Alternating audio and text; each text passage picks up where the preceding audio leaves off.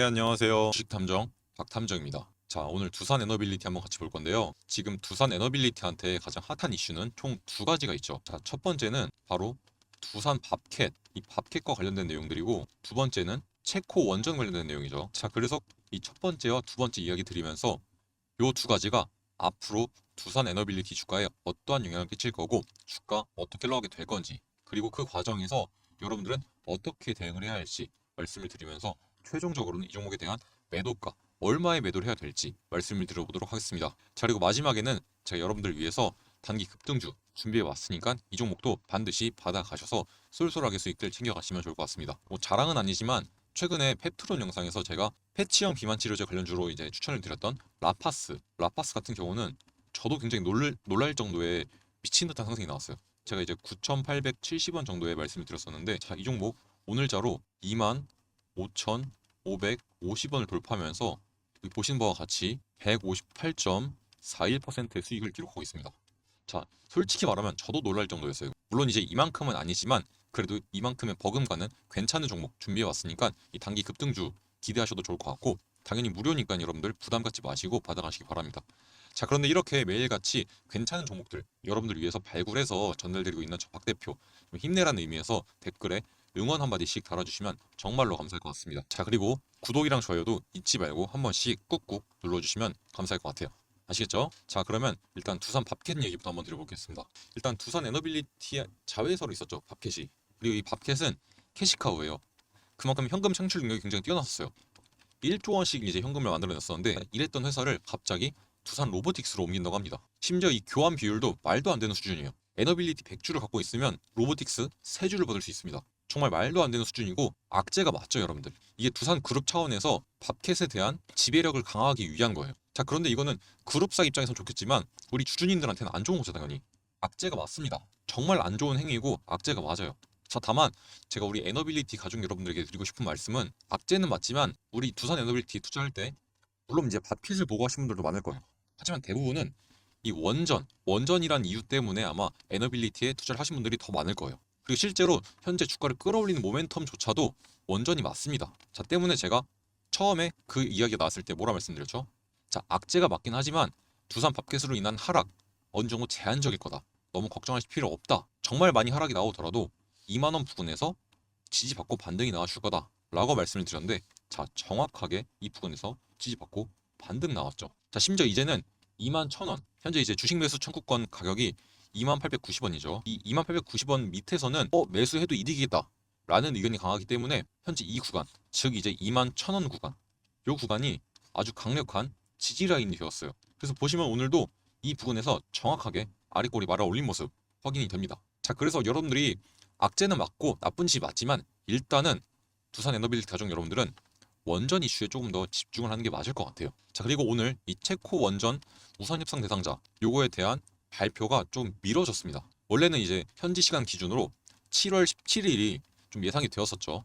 자, 그런데 이거에 대해서도 좀 정확하게 말씀을 드리면, 이 7월 17일이 확정적인 날짜가 아니었어요. 이날 이 체코 정부가 회의를 개최하는데 이것 때문에 빠르면 17일에 발표가 나올 수 있다는 거였어요. 자, 그래서 정확하게 말씀을 드리면 17일 이후에 발표가 나온다 라고 이제 제가 말씀을 드렸습니다. 자, 그런데 이것도 좀 바뀌었어요. 이게 어떠한 시스템이냐면, 체코 전력공사 얘네가 이제 체코 정부한테 후보자를 골라서 제출합니다. 자, 그럼 이 체코 정부가 입찰 후보자들을 조금 심사를 해요. 그래서 한 달 안에 알려주는 거예요. 그러면서 이제 한 명을 제외할 수 있는 권리가 있었습니다. 그리고 그때 한국과 미국, 프랑스 이렇게였는데 미국이 알아서 빠져나가고 2파전이 됐었어요. 자, 그런데 체코 정부가 전력공사한테 이거 기간 좀 연장해달라 라고 말을 한 거예요. 언제까지? 7월 26일까지요. 자, 그래서 7월 17일과 7월 24일 날 체코 정부가 회의를 두 차례가 가능하게 된 거예요. 자, 그런데 이게 7월 26일 날 발표가 난다는 게 아니라 만기일이 7월 26일이라는 거고, 그 전에 발표가 날 수도 있어요. 그래서 이제 기간은 7월 17일부터 7월 26일 이 안에 우선 협상 대상자가 발표가 난다 라고 이제 좀 이해를 하시면 될 것 같습니다. 그리고 제가 이와 관련해서 이 체코 현지 언론에 대한 기사를 가져왔습니다. 같이 한번 보실게요. 자, 바로 이 기사인데요. 자, 따끈따끈한 기사입니다. 자, 그런데 여러분들 체코어로 되어 있으니까 읽기가 힘들죠. 제가 그래서 번역을 해봤습니다. 자, 여기 보시면 산업통상부는 주요 날짜 변경을 요청했습니다 라는 이제 내용이 나와 있죠. 자, 여기서 말하는 산업통상부는 체코 정부를 말하는 거예요. 이게 이제 체코 기사잖아요. 그러니까 이제 당연히 주체가 체코 사람들이겠죠. 체코 사람들 입장에서 본인들의 정부를 이렇게 표현을 한 겁니다.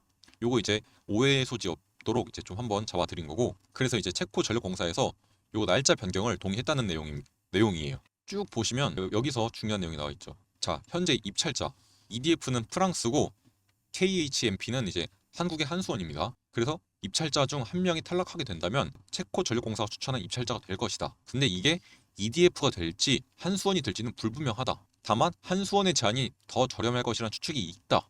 하지만 불확실하다. 왜냐하면 미국 회사인 이 웨스팅하우스와의 기술 권리에 관한 분쟁 때문인데 이게 아직 해결이 안 됐고 잠재적으로는 좀 우려가 된다. 이러한 내용이 있어요. 자, 그런데 여러분들 이거에 대해서 바로 반박이 가능합니다. 자, 여기 보시면 제가 소통방에 한번 글을 남겨놨어요. 자, 현재 한국은 웨스팅하우스와 협력을 논의 중에 있습니다.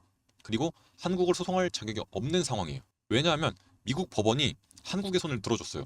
그래서 한국을 소송할 자격이 없다고 이미 못을 박아놨습니다. 때문에 여기서 나오는 이 우려, 웨스팅하우스와의 기술 권리에 대한 분쟁, 이 우려는 사라진 거죠. 그리고 오히려 분쟁이 아니라 이제는 협력을 논의하고 있어요. 웨스팅하우스는 시공 능력이 부족해요. 애초에 미국은 설계 기술만 있지 이 시공 능력이 부족합니다. 자, 애초에 원래는 이제 미국까지 포함해서 3파전이었는데 여기서 미국이 빠져나가게 된 이유가 미국은 설계 기술밖에 없어요. 자, 그래서 미국이 만약에 수주를 받게 된다 하더라도 나머지는 다 하청을 줘야 됩니다. 자, 하청을 주는데 여기서 가장 큰 수혜를 보는 나라가 어디냐? 바로 대한민국이에요. 자, 그렇게 되면은 제1 하청 기업 바로 대한민국이 되는 거고 1차 벤더라고 하죠.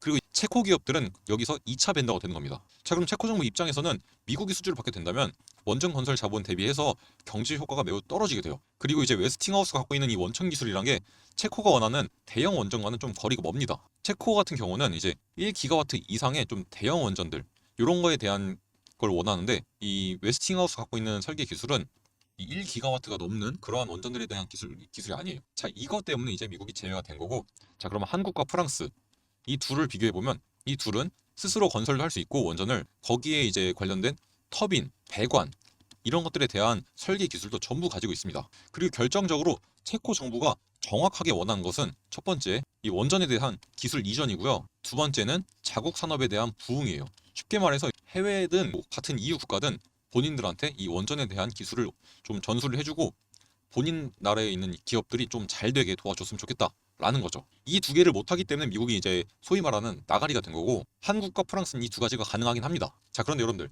한국의 장점이 제가 뭐라 말씀드렸었죠? 자, 첫 번째 경제적인 비용, 가성비가 좋다 했어요. 이제 한국 같은 경우는 약 30조 원 정도를 추산하고 있고 프랑스는 70조 원이라고 했죠. 거의 2배 이상 가격이 차이가 나요. 그리고 두 번째는 공기 능력이라고 하는데 이제 기한 내에 그 공사를 끝낼 수 있는 능력, 이걸 이제 공기 능력이라고 합니다. 이게 굉장히 뛰어나요. 그리고 세 번째가 부품 회사의 현지화 능력. 자, 근데 이거는 장점이자 단점이 될 수도 있어요. 왜냐하면 여러분들 일단 우리는 팀 코리아라 부르죠. 팀 코리아라는 말이 무슨 말이냐면 말 그대로 한국 팀이에요, 팀. 그래서 우리나라 기업이 체코로 가서 뭐 설계부터 건설, 유지, 보수, 관리 모두 다 해주겠다는 건데 이게 체코 정부에서 엄청 싫어하는 거예요. 왜냐하면 2017년도부터 이 체코 원전에 대한 이야기가 나올 때부터 체코 국가에서 원했던 거는 아까 말씀드렸던 기술 이전과 자국 산업에 대한 부흥 이 두 가지였어요. 이걸 캐치프라이즈로 세우고 지금까지 한결같이 제1 조건으로 내세우고 있거든요. 자, 그런데 자국 산업을 부흥시켜야 되는데 팀이 들어와서 알아서 다 한다? 요거는 조금 체코 입장에서 싫겠죠. 자, 그래서 이 우리나라가 이 시스템을 아예 버릴 수는 없겠지만 어느 정도는 좀 포기해야 돼요.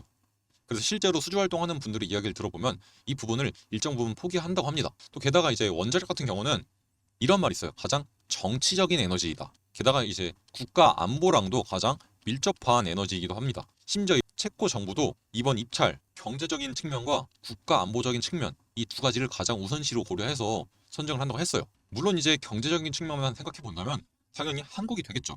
자, 다만 이 국가 안보 그리고 정치 요 두 개가 좀 걸려요. 물론 이제 정치에 대해서 이런 말도 있거든요.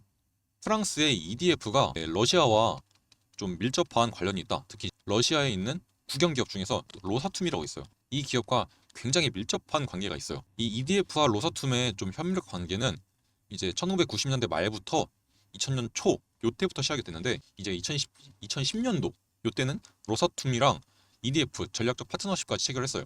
그러면서 좀 더 이 협력을 강화시켰었는데 그 이후에도 지속적으로 제3국에 대해서 공동 프로젝트나 연구 진행하기도 했고 지금까지도 좀 공고하게 이 관계 유지하고 있습니다. 여전히 러시아산 농축 우라늄을 대량으로 계속 수입하고 있으면서 이제 EDF의 자회사 스라마톰이라고 하는데 요게 이 로사툼이랑 같이 여러 가지 프로젝트 같이 협력하고 있어요. 자, 그런데 체코란 나라 자체가 어떠한 나라냐면 러시아를 굉장히 싫어해요. 이제 우리나라 같은 경우도 반일 감정이 있는 경우가 많잖아요. 이제 침공을 당했던 기억 때문에. 자, 마찬가지로 체코도 반러 감정이 굉장히 큽니다.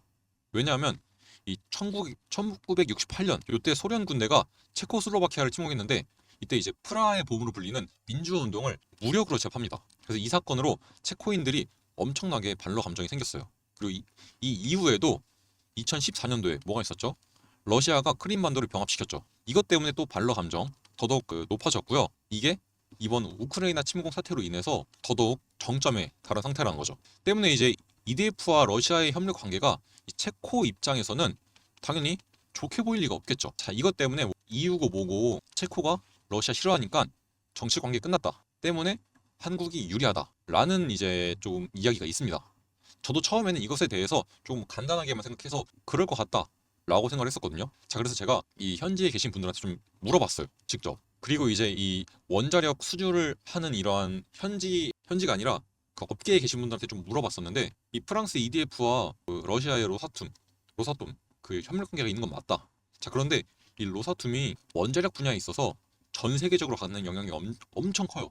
심지어 한수원도 이 로사톰과 관계가 있어요. 자, 그러면 그들의 논리에 의하면 한수원조차도 러시아와 협력 관계에 있으니까 그러면 체코가 이걸 싫어하니까 정치적인 거에서 더 안 좋겠다라고 말을 할 수 있겠죠. 자, 그러면 여러분들 둘 다 싫은데 그러면 EU 안에 있는 프랑스 안쪽으로 좀 더 팔이 굽지 않을까요? 자, 그래서 저는 이 주장은 조금 설득력이 떨어진다라고 보고 있어요. 그리고 또 그 EU에서 지금 이제 유럽연합에서 실제로 유럽 경제 안보 전략이라는 게 있는데 이게 언제 생겼냐면 그 작년 6월쯤에 발표가 되었거든요. 이게 무슨 내용이냐면 이제 첨단 기술일수록 좀 유럽 내에서 해결을 하려는 경향이 있어요. 그리고 이제 요거에 대한 후속 이니셔티브 패키지가 올해 1월에 발표가 되었는데 요 내용을 좀 말씀을 드리자면 첫 번째, 외국인들에 대한 투자 심사 강화. 두 번째, 회원국가의 수출을 통제하고 조율하는 거예요. 그리고 세 번째, 해외 투자에 대한 규제 강화. 네 번째, 이중 용도에 대한 기술 R&D 지원. 그러니까 어찌 보면 이제 연구 개발을 지원하는 거죠. 그리고 다섯 번째, 연구안보 개선. 뭐 이러한 내용들이 있는데 이 주요 내용들 중에서 우리가 주목해야 될 게 바로 이 외국인들에 대한 투자 심사 강화. 요거예요. 요게 굉장히 중요합니다. 이게 무슨 말이냐면 외국에서 유럽에 투자를 하겠다고 딱 들어오는 것도 심사를 통해서 투자를 받을지 안 받을지 이걸 좀 정하겠다는 거예요. 이게 얼마나 좀 강화가 되냐면 미국이나 영국, 그러니까 대표적으로 기존부터 유럽과 친했던 나라들, 그런 나라들의 기업들의 투자조차도 심사를 하기 시작했어요. 물론 이제 거절 건수가 그리 크진 않습니다. 뭐 100건이 들어온다면 한 3건 정도만 거절을 해요. 자, 그런데 여러분들 3건이라도 일단 나오곤 있다는 거죠. 자, 특히 이제 이 국가 안보 에너지, 그러니까 국가 안보나 에너지 요 두 가지 분야에 대해서는 조금 더 심사가 빡빡합니다. 자, 근데 원전은 이 두 가지에 다 해당돼요. 그래서 이러한 것도 조금 우려적인 측면이 있고 이 원전은 아니지만 전차 수주 관련해서 과거에 노르웨이에서 이제 한국이 품질 평가나 단가 이런 면에서 다 압도적으로 앞서 있었는데 상대 국가가 이제 EU 국가란 EU 하나에 밀려서 전차 수주를 실패했던 적도 있었죠. 이러한 것들 때문에 조금 이 유럽연합에 같이 속해 있다라는 게 좀 우려가 된다.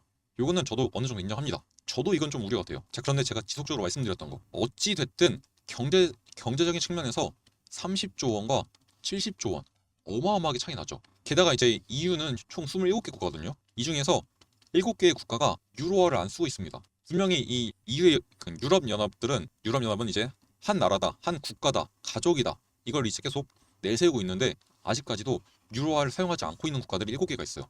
이게 이제 대표적인 게 체코예요. 그리고 그 이유가 뭐냐면 결국 경제적인 이유예요. 그리고 아까도 말씀드렸다시피 결국 자국 산업의 부흥 이게 가장 중요하다고 말씀드렸었죠. 체코 입장에서. 쉽게 말해서 자국의 경제가 가장 중요하다는 거죠. 자, 그래서 저는 한국이 이러한 상황에도 불구하고 팀코리아가 수주를 받을 가능성이 높다라고 점치고 있는 거고 그리고 반드시 해내야 됩니다. 현재 지속적으로 이제 국제적인 블록 경제 강화라는 측면에서 보면은 한국이 될 것만 생각을 하면 안 된다. 약간 이런 낙관주의는 피해야 된다는 게 맞긴 합니다. 자, 하지만 무조건 되긴 해야 돼요. 왜냐하면 여러분들 이번 수주를 성공시키게 된다면 이제 처음부터 끝까지 완벽하게 한국형 원전 수출을 이룩했다는 게 그 아랍에미리트 이후에 거의 최초거든요. 그러니까 두 번째인데 그렇게 되면 체코 수주가 폴란드 수주 그리고 영국 수주까지 이어지는 거예요, 여러분들. 요게 완벽하게 된다면 첫 단추를 끼우는 거예요. 자, 그러면 요 두 개는 받을 가능성이 기하급수적으로 높아져요. 자, 그렇게 된다면 우리나라 기업들을 어마어마하게 성장할 수 있겠죠. 자, 이러한 측면에서 반드시 받아야 되는 거고요. 저는 받을 수 있다고 보고 있습니다. 확률을 말씀을 드리자면 저는 100% 승리를 확신한다고 말씀을 드리는데, 제가 항상 드리는 말씀이 있죠. 주식 투자를 하실 때는 항상 이 낙관주의를 갖고 계시면 안 되고 항상 비관주의를 갖고 계셔야 된다. 최악의 상황을 고려해야 된다 말씀을 드리죠. 그래서 이제 가장 최근의 예시를 말씀을 드리자면 HLB가 있었죠. HLB 5월 16일 날 리보세라님 승인이 될 거다 라는 이야기가 무조건 나왔었고, 사람들은 거의 환호를 지르고 있었어요. 자, 그런데 결국 승인이 연기가 되면서 하한가 나오고 엄청난 하락을 우리 가족 여러분들이 다 겪으셔야 됐어요. 자, 저는 이런 걸 원치 않습니다. 때문에 원전 수주 받아야 하고 전 받을 거라 확신합니다. 하지만 최악의 상황을 좀 고려하자 이겁니다. 제가 앞서 설명드렸던 거 들어보셨으면 어느 정도 프랑스에게도 승산이 있다는 걸 이해하실 수 있잖아요. 그쵸? 그리고 어찌 보면 이번에 이제 체코 정부가 이 기한을 좀 연장한 것도, 이건 이제 확실한 정보는 아니지만 저만의 이제 뇌피셜이에요. 프랑스 정부에 어떠한 로비가 있지 않았을까. 그래서 한국이 될 것 같으니까 조금 더 기한을 연기시키면서 조금 더 프랑스의 장점을 어필하기 위함이 아닐까라는 생각도 합니다. 자, 그래서 혹시 모를 상황에 대비해서 프랑스가 될 경우 어떻게 될지도 한번 고려를 해보자고요. 자, 그럼 두 가지 시나리오가 있겠죠. 수주를 받을 경우 그리고 수주를 못 받을 경우, 이 두 가지 고려를 다 해보자고요, 여러분들. 자, 수주를 받는 경우 이날 어떻게 될까요? 당연히 이때가 고점이라 생각을 해서 차익 매물이 나오면서 주가가 하락하게 될 겁니다. 그리고 수주를 받지 못할 경우 악재를 적용하면서 주가가 빠지게 되겠죠. 그렇죠, 여러분들. 자, 그럼 결론적으로 수주를 받든 못 받든 단기적으로는 둘 다 주가가 빠지게 될 겁니다. 그리고 이제 수주를 받게 되면 단기적으로 빠져도 추후엔 다시 올라가게 되겠죠. 그럼 여러분들, 일단은 이 수주를 받는 날짜, 그러니까 즉 우선 협상 대상자가 선정되는 날짜가 다가오면 그때 한 차례 익절을 진행하자라는 말씀을 드리고 싶어요. 뭐 전량을 매도하자는 말은 아니고 여러분들이 들고 계신 비중에 4분의 1만 일단 익절을 진행하시고 나서 그 다음에 차익 매물 나오고 나서 주가가 좀 빠지고 나서 안정이 되면 다시 올라올 거 아니에요. 자, 그럼 이때 이 금액으로 다시 한번 재매수를 들어가자라는 말씀을 드리는 거고, 만일 두 번째 시나리오대로 흘러갔다. 자, 그러면 주가 쭉 빠지겠죠. 그럼 그때 이 4분의 1만 익절하는 게 아니라 나머지도 익절 진행하면서 수익 챙겨놓고 현금 확보해 두고 가만히 있는 겁니다. 그리고 그 현금을 갖고 뭐 단기 급등주를 투자하시던가, 아니면 추후에 두산 에너빌리티가 다른 이제 원전 수주 혹은 SM에 관련해서 올라갈 때 그때 다시 한번 재매수를 통해서 수익을 극대화하던가, 이러한 방식으로 생각할 수 있겠죠. 그래서 저는 여러분들이 이 7월 26일이 다가오면 다가올수록 저는 일단 26일 날보다는 이제 체코 정부가 회의를 하는 7월 24일 요 날을 좀 더 중점적으로 봐야 된다고 보고 있어요. 그래서 7월 24일 날 요때부터 좀 분할로 조금씩 매도를 하시면서 익절을 하시는 게 어떨까, 좀 이 말씀을 드리고 싶고, 만일 여러분들 우선 협상 대상자로 선정이 됐는데도 불구하고 차익 매물은 안 나오고 주가가 올라간다. 그러면 일단 분할이니까 여러분들 나머지 4분의 3은 들고 가시면 되는 거죠. 뭐 4분의 1 익절한 건 조금 아쉽긴 하지만 그래도 리스크를 줄였다는 차원에서 의미가 있겠죠. 이러한 식으로 여러분들 좀 수익을 극대화하시면서 안전하고 일치하는 매매를 하셨으면 좋겠어요. 제가 드리고 싶은 말씀은 어떠한 말인지 좀 전달이 다 됐을 것 같고요. 물론 제가 이제 오늘도 그렇고 내일도 그렇고 매일매일 하루도 안 빠지고 두산 에너빌리티에 대한 영상들 찍어드리면서 뭐 주가나 이 수급에 대한 변동에 따라서 브리핑 새롭게 드릴 겁니다. 대응도 잡아 드릴 거고요. 그리고 제가 말씀드렸던 대로 주가 정확하게 흘러가고 있긴 하잖아요. 여기서 지지 받았고 말아 올렸고 이런 내용들 거의 다 정확하게 맞아 떨어지고 있으니까 여러분들도 좀 한 번쯤은 저 박탐정의 말을 믿고 좀 따라와 주시면 그래도 적어도 손실은 안 보게 해드릴 수 있을 것 같아요. 뭐 수익을 1000% 볼 거 500%로 좀 적게 보게는 만들 수도 있어도 막 손실 마이너스 70% 볼 거 저 따라오시면 마이너스 5% 정도 제한적으로 손실 줄일 수 있을 거라고 확신합니다. 잃지 않는 매매는 정말 자신 있어요. 그리고 무엇보다도 지금까지 여러분들에게 좀 결과로서 보여드려 왔잖아요. 그래서 좀 여러분들이 저를 믿고 한 번만 와주시면 감사할 것 같고, 자, 갑자기 좀 딴 얘기로 샜었는데 제가 매일매일 브리핑을 드릴 거예요. 자, 근데 이것도 좀 우려되는 점이 있어요. 제가 영상을 촬영하고 나서 제가 좀 말을 많이 저는 편이거든요. 그래서 편집을 굉장히 많이 합니다, 평소에. 그리고 나서 업로드를 해요. 자, 그럼 저는 촬영할 당시에 나와 있는 정보를 바탕으로 그리고 이때의 주가를 바탕으로 여러분들에게 대응 전략을 말씀을 드릴 거 아니에요. 자, 그랬는데 이 편집하고 업로드하는 동안 여러분들 시간이 흘러갑니다. 자, 이동안 새로운 정보가 나오고 갑작스럽게 주가가 변동해서 이 대응에 대해서도 한 번에 확 변하는 경우도 있을 거 아니에요, 여러분들. 주식시장인데. 자, 그럴 경우에 여러분들의 수익이나 손실이 조금 많이 바뀌는 경우가 발생합니다. 자, 그래서 이런 걸 좀 막고자 어떻게 하면 여러분들에게 조금 도움을 드릴 수 있을지 정말 고민을 많이 했거든요. 자, 그래서 제가 내린 결론은 이거였습니다. 여러분들에게 제 연락처를 알려드리고 여러분들이 필요한 도움을 저한테 말씀하시면 그거에 맞춰서 맞춤 도움을 드리자. 어떻게 보면 맞춤 대응이죠. 그래서 제가 제 연락처를 알려드리겠습니다. 자, 010-4123-8575 010-4123-8575 제 개인 연락처거든요. 자, 바로 저장하신 다음에 지금 박탐정이라고 저장해 두시면은 좀 나중에 연락하실 때 편하실 것 같고, 여기로 이제 두산 대응이라고 네 글자 문자를 남겨놓으시면, 이게 제 개인 번호다 보니까 스팸 문자가 굉장히 많이 와요. 자, 그런데 여러분들이 문자를 이렇게 남겨주시면 제가 알 수 있겠죠. 아, 두산 에너빌리티 가족 여러분들께서 저한테 대응이 필요하다고 문자를 남겨주셨구나. 아, 그러면 제가 뭐 문자를 드리든 여건이 된다면 통화를 드릴 수도 있고, 아니면 이제 텔레그램 소통방 초대를 도와드려서 실시간으로 여러분들의 대응을 잡아드릴 수 있겠죠. 자, 이러한 방식으로 여러분들의 대응을 이 두산 에너빌리티의 최종 목표가까지 지속적으로 함께 할 거니까, 저와 함께 하실 분은 지금 바로 두산 대응이라고 010-4123-8575 이쪽으로 문자 남겨놓으시기 바랍니다. 아시겠죠? 이렇게 남겨놓으시면 제가 책임지고 정말로 끝까지 여러분들과 함께 요 두산 에너빌리티 볼 수 있도록 도와드리도록 하겠습니다. 아시겠죠? 자, 그럼 이어서 제가 아까 말씀드렸던 단기간 내에 급등 나올 수 있는 단기 급등주, 이거 한번 공개를 해볼 건데요. 자, 오늘 준비해온 종목 정말로 기대하셔도 좋을 것 같습니다. 자, 그러면 제가 준비해온 이 단기 급등주 바로 한번 볼 건데요. 제가 준비한 비공개 특별 종목은 바로 이 종목인데요. 이 종목도 두산 에너빌리티와 마찬가지로 원전 관련주인데, 자, 오늘 이 저항 구간에서 세게 저항을 맞고 빠졌습니다. 자, 지금 61선 밑으로 이탈 나왔다가 말아올린 모습이죠. 자, 저는 오히려 이렇게 주가 한번 눌렸기 때문에 오히려 지금이 더 조금 타당한 매수 기회다라고 보고 있고, 충분히 이 위쪽에 있는 매물들 소화해주면서 상승 나와줄 수 있다고 보고 있습니다. 물론 이제 전제가 되려면 체코 원전 수주에 대한 이슈가 터져줘야겠죠. 그 이슈만 나와준다면 뭐 두산 에너빌리티나 우리기술 같은 종목들이 뭐 10% 20% 올라갈 때 이 종목은 100% 200%까지 올라갈 수 있는 저력을 지니고 있습니다. 가장 큰 이유는 일단 가볍습니다. 시총이 2천억이 안 돼요. 정말 가벼운 종목이에요. 자, 그런데도 불구하고 실적은 가볍지 않습니다. 흑자 기업이고요. 어떻게 보면 굉장히 알짜배기 기업이라 볼 수 있어요. 자, 그래서 여러분들이 이 종목을 좀 소액으로 진입해보셨으면 좋을 것 같고, 만일 여러분들이 이 종목을 좀 매수 안 하고 싶다, 그러신 분들도 분명히 계실 거 아니에요. 자, 그런 분들은 제가 이 종목명 알려드릴 테니까 이 종목에 대해서 진입은 하지 마시고 추가 흐름 지켜보시면서 공부만 해보세요. 이 종목과 원전 산업들 어떻게 얽혀 있고, 뭐 두산 에너빌리티, 우리기술 이러한 종목들과는 어떻게 얽히고 얽혀 있는지, 이런 것들이 여러분들이 공부만 해보시더라도 여러분들이 이제 산업을 보는 눈이 달라질 거고요. 여러분들의 수익이 달라질 겁니다. 정말 좀 자신감 있게 말씀을 드린 종목이니까 좀 한 번쯤 받아가셨으면 좋겠습니다. 자, 이 종목 궁금하신 분들은 010-4123-8575 010-4123-8575 아까 말씀드렸던 제 번호죠. 자, 이쪽으로 두산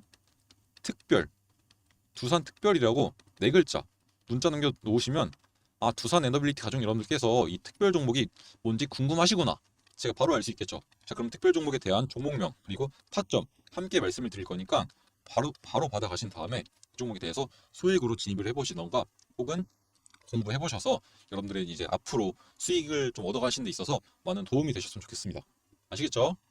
자, 그럼 오늘 영상 여기서 마무리할 거고요. 저는 다음 시간에 조금 더 도움이 되고 돈이 든 정보로 여러분들에게 인사를 드리도록 하겠습니다. 감사합니다.